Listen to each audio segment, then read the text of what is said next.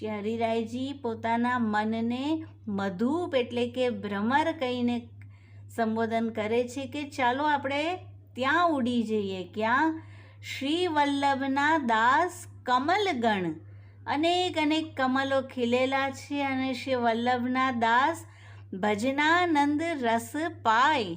આ કમલમાંથી ભજનાનંદ રસ સ્ત્રવી રહ્યો છે અને હે મન, તું મધુપ બનીને આ રસનું પાન કર.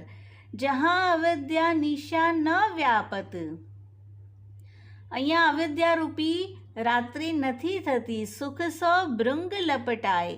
અને આ કમલ પર કયા ભૃંગ લપટાઈ રહ્યા છે? શ્રી ઠાકોરજી સ્વયં ભ્રમર બનીને ત્યાં આ રસનું પાન કરી રહ્યા છે. જહાં અલૌકિક સૂર્ય પ્રકાશિત, અલૌકિક સૂર્ય સ્વરૂપ શ્રી વલ્લભ ત્યાં પ્રકાશિત રહ્યા છે. ભક્તિ માર્ગાબ્જ માર્તંડ શ્રી વલ્લભ ત્યાં બિરાજી રહ્યા છે.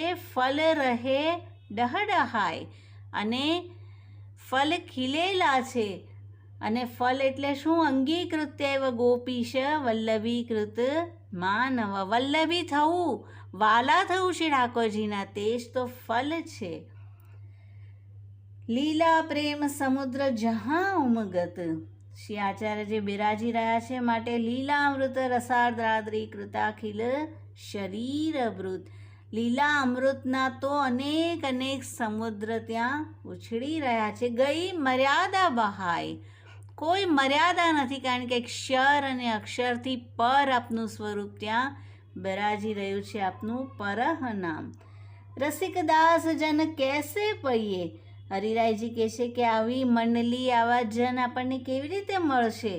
કૃપા પંખ હી ઉપાય, કૃપા નિધિ શ્રી વલ્લભ જ આપણને આ જનને મેળવી આપશે અને આવી મંડલી સુધી આપણને પહોંચાડશે. આવા ભજનાનંદ રસનું આપણને પણ પાન થશે. શ્રી વલ્લભાધીશ કી જય. શ્રી હરિરાય મહાપ્રભુજી કી જય.